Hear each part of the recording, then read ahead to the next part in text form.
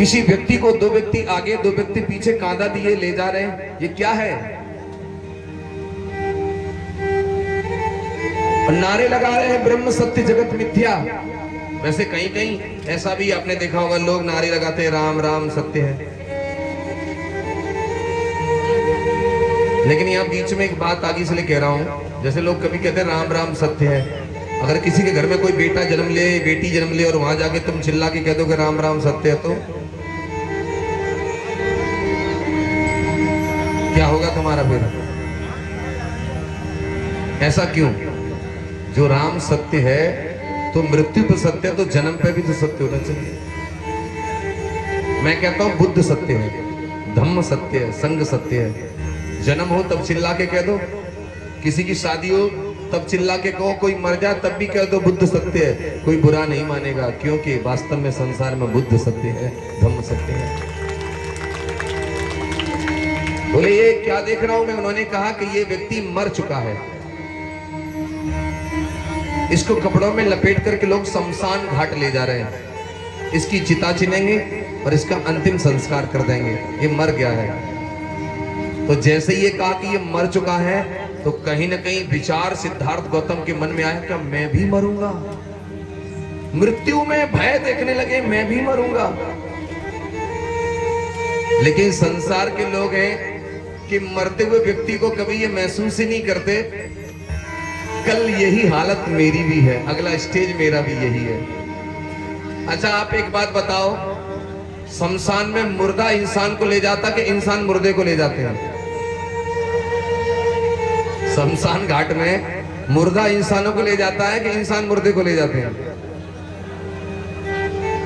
विचार करने की बात है। वो मुर्दा इतने सारे इंसानों को शमशान ले जा रहा है, वो इसलिए ले जा रहा है कि जो हस्र मेरा हो चुका है, अगली बारी तुम्हारी है मेरे भाइयों, यहां से सीख लेकर के जाओ।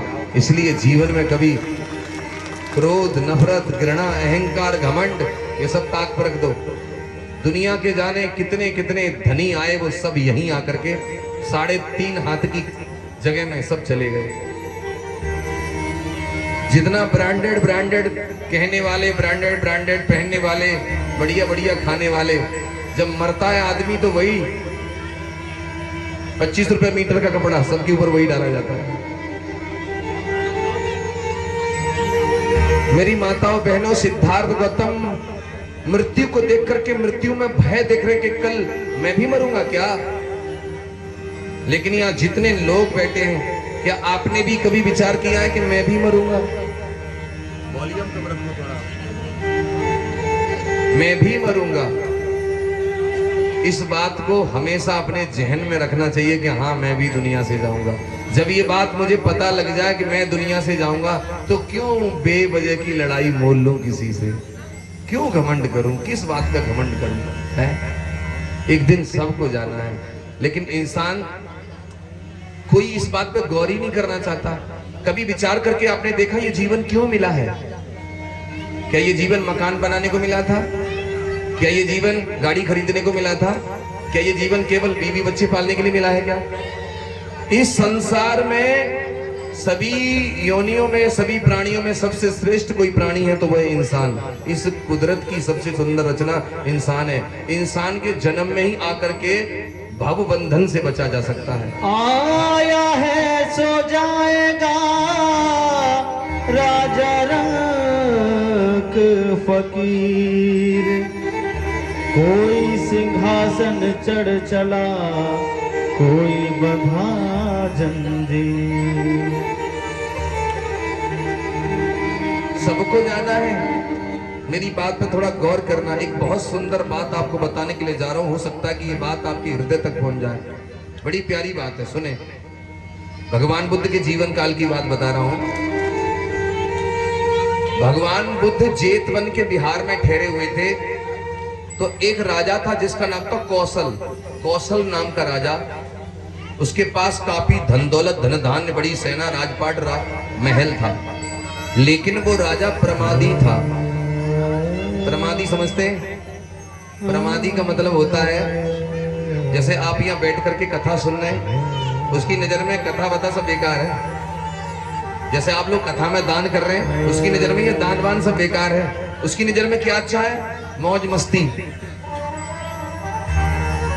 खाना पीना, गुलछर्रे उड़ाना, पुण्य धर्म उसकी नजर में कोई कुछ नहीं है। ऐसा व्यक्ति संसार में प्रमादी कहलाता है। राजा प्रमादी था, भगवान बुद्ध के सामने से जब गुजरता था तो बुद्ध को प्रणाम करता था, इतना उसके अंदर अच्छा गुण था। तो भगवान बुद्ध विचार करते हैं कि राजा रोज निकलता है, मुझे प्रणाम करता है, तो कोई ऐसा अवसर आए कि मैं इसे धम्म का उपदेश दूं। भगवान बुद्ध की एक विशेष बात और बताता हूं मैं आपको। जैसे हम लोग हैं ना, हम लोग जैसे कोई आदमी बुद्धिस्ट नहीं है, थोड़ा पाखंडवाद में उलझा है, तो हम आग में इतने भरे होते हैं, जैसे हमने किसी को थोड़ा सा पाखंडवाद में उलझा देगा, हट तुझे बात नहीं करनी, तेरा घर ऐसा, तेरा खानदान ऐसा, तू ऐसा, फलाना ऐसा, मतलब मुझसे इतनी नफरत कर लेते हैं कि जिंदगी में कभी जुड़ना चाहे तो कभी ना जुड़ पाए। लेकिन भगवान बुद्ध ऐसा नहीं करते थे। भगवान बुद्ध अवसर का इंतजार करते थे कि ऐसी घड़ी बने कि मैं सही टाइम पे उपदेश दूं और इसका जीवन बदल जाए। मैं आप लोगों से भी निवेदन करता हूं, जो बुद्धिस्ट नहीं है उनसे द्वेष जलन मत करिए, उनके लिए काम करिए, मंगल कामना करिए कि तथागत ऐसी करुणा करे कि इसको भी सद्विवेक जागे और ये भी अंधविश्वास को छोड़ करके अच्छे जीवन की ओर चला जाए। ऐसा करने की जरूरत है। तो एक दिन की बात बताऊं, राजा गुजरा और भगवान को प्रणाम किया। भगवान ने कहा, हे कौशल थोड़ा रुक जाओ, बैठ लो। तो बैठ गया। अब भगवान बात कर रहे हैं, राजन तुम्हारे पास बड़ी सेना है, राजपाट है, तुम बड़े प्रतापी राजा हो।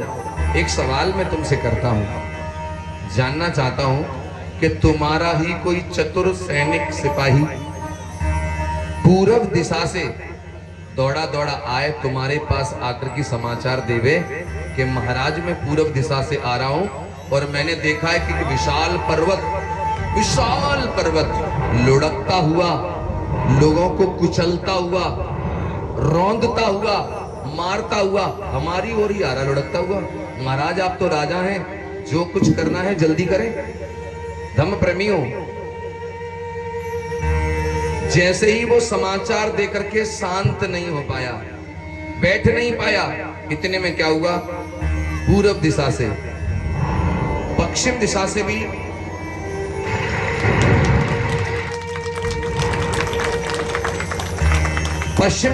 भी एक व्यक्ति तुरंत दौड़ा दौड़ा आया और दौड़ा दौड़ा आया और आकर के राजा को कहता है, राजन मैंने देखा है पश्चिम दिशा से एक पर्वत, विशाल पर्वत लुढ़कता हुआ, कुचलता हुआ, लोगों को रौंदता मारता हमारी ओर आ रहा है। महाराज आप तो राजा हैं, जो भी करना है जल्दी करें। वो पूर्व दिशा का व्यक्ति समाचार देके बैठ नहीं पाया, तब तक उत्तर और दक्षिण से भी दो सिपाही आए और वो भी राजा को यही आकर के बोले कि उत्तर और दक्षिण से विशाल पर्वत लुढ़कते हुए, रौंदते हुए, कुचलते हुए हमारी ओर आ रहे हैं। महाराज आप तो राजा हैं, जो करना है जल्दी करें, अब कोई जगह खाली नहीं है। पूर्व पश्चिम उत्तर दक्षिण चारों दिशाओं से विशाल पर्वत लुढ़कते हुए आ रहे हैं और हमारी ओर आ रहे हैं। आप राजा हैं, जो करना है जल्दी करें महाराज। भगवान बुद्ध बोले, अब बताओ राजन, ऐसी स्थिति में जब कोई जगह खाली नहीं है, विशाल पर्वत चारों दिशाओं से लुढ़कते हुए आ रहे हैं, हमारी ओर ही आ रहे हैं, अब कोई तरीका नहीं बचने का, अब ऐसी स्थिति में क्या करोगे तुम? राजा कौशल हाथ जोड़ के भगवान के सामने खड़ा हो गया। अब कहने लगा, भगवान भले ही मैं राजा हूं, भले ही मेरे पास सेना है, राजपाट है, अब कोई जगह खाली नहीं है, विशाल पर्वत चारों दिशाओं से लुढ़कते आ रहे हैं, अब मरने के अलावा वो कोई तरीका नहीं है। अब जो समय बचा है मैं केवल एक ही काम करूंगा, क्या? केवल पुण्य करूंगा, केवल दान करूंगा, केवल भला करूंगा, केवल सीलों का पालन करूंगा। जो समय बचा अब अच्छा ही अच्छा करूंगा, अब इसके अलावा और कुछ नहीं करूंगा। कहने का भाव क्या है माताओं बहनों सज्जनों, विचार करने की जरूरत है। ये चारों दिशाओं से जो लुढ़कता हुआ पर्वत आ रहा है, ये क्या है? अरे भैया, ये पर्वत कुछ और नहीं है, ये पर्वत है बुढ़ापा और मृत्यु। ये क्या है? बुढ़ापा और मृत्यु, जो पल पल प्रतिपल हमारी ओर आ रहा है। कोई दिशा खाली नहीं है। तुम सोचो कि यहाँ बंबई चले जाओ, लंदन चले जाओ, कोई दिशा खाली नहीं है, कहीं चले जाओ, चारों तरफ से मृत्यु आपकी ओर आ रही है। जैसे आपका बर्थडे आता है ना कि हम 40 के हो गए, भैया 1 साल और कम हो गई मृत्यु में। सब मृत्यु की ओर भाग रहे हैं, सब मृत्यु की ओर भाग रहे हैं, मृत्यु हमारी ओर आ रही है। मैं पूछना चाहता हूं इस पूरे पांडाल में, उसमें मैं भी शामिल हूं, क्या कोई ऐसा प्राणी है जो मृत्यु से बच जाए? कोई बचेगा क्या? कोई नहीं। एक एक मिनट मृत्यु हमारी ओर आ रही है। मैं पूछना चाहता हूं अगर ये तुम्हें पता लग गया कि अब कोई तरीका ही नहीं बचने का, अब क्या करोगे बताओ? तब एक ही चीज बची है, क्या? केवल सदकर्म, और कोई तरीका नहीं है। मैं देख रहा हूं यहां प्रेमनगर पंचशील गली में तमाम लोग आकर के 3 दिन से सदकर्म करने में लगे हैं, भगवान की वाणी सुन रहे हैं, मन को निर्मल करने में लगे हैं, दान कर रहे हैं। यही कार्य जो आप कर रहे हैं, ये कमाई आपके साथ जाने वाली है। ये तुम 4-5 घंटे जो पांडाल में दे रहे हो, सही मायने में ये काम तुम अपने लिए अब कर रहे हो। अब तक दुनिया में जो तुम करते चले आ रहे थे, वो धम्म प्रेमियों आपके लिए नहीं था। आपके सदकर्म ही आपकी सच्ची पूंजी है, जो आपके जीते जी और आपके मरते वक्त भी आपके साथ काम आने वाली है मेरे भाइयों। इसलिए बुढ़ापे में मृत्यु को देख लो मेरे भाइयों, जीवन जा रहा है, जीवन का कोई भरोसा नहीं है, जीवन कब चला जाए मेरे भाइयों। इसलिए ये चंद दिनों का जीवन, ये चंद दिनों का जीवन, जीवन का भरोसा नहीं है। ये चंद दिनों का जीवन, जीवन का भरोसा नहीं है। जीवन में पुण्य कमा ले, जीवन में पुण्य कमा ले, राही फिर कोई मौका नहीं है।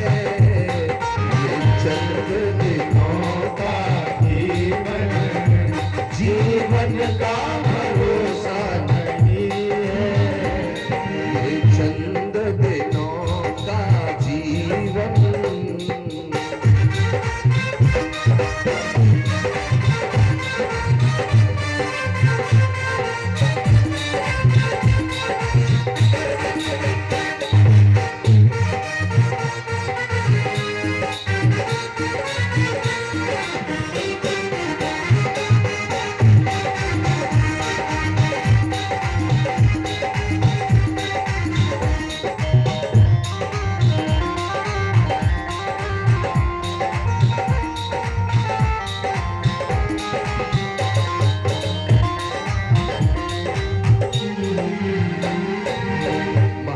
श्रीमती शारदा सोलंकी जी, उनके पुत्र इस कथा में आकर के हमें फूल माला से सम्मानित करके 500 रुपए की धर्मदान दे रहे हैं। भगवान बुद्ध से इनके सुखद जीवन की मंगल कामना करता हूँ। ये जीवन है माटी का ढेला, बूंद पड़ते ही ये खुल जाए। जीवन है माटी का ढेला, बूंद पड़ते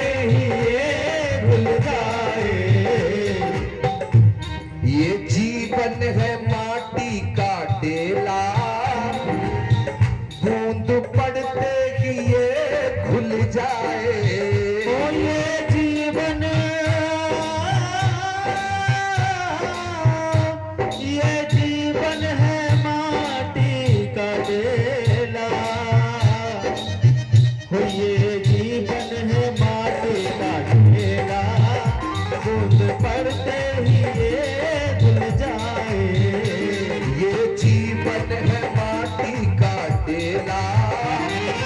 पड़ते ही ये खुल जाए।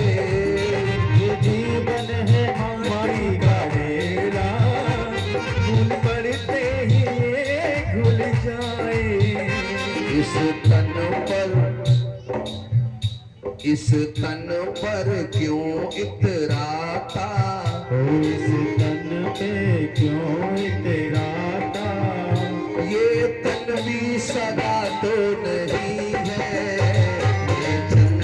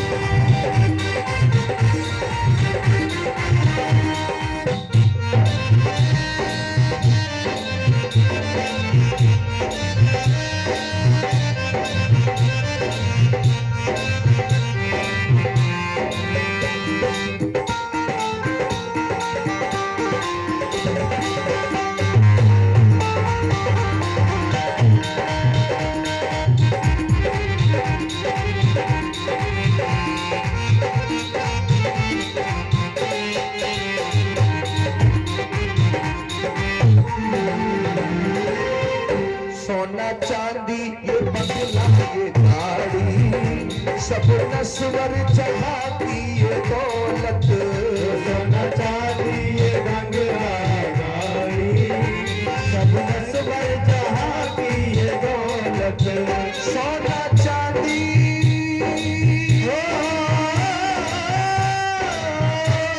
सोना चांदी,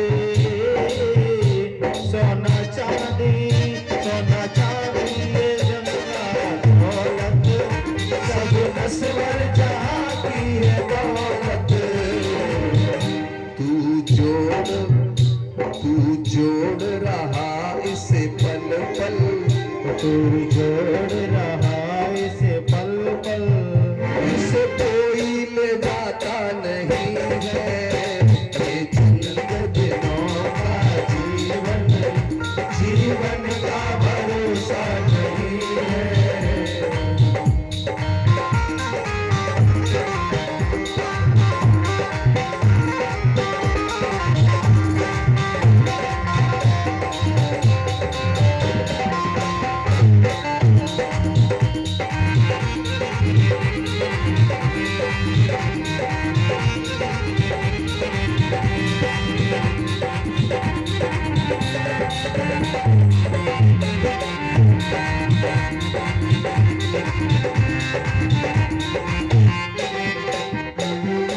ये दुनिया है रैन बसेरा, सदा कोई या रहता नहीं है।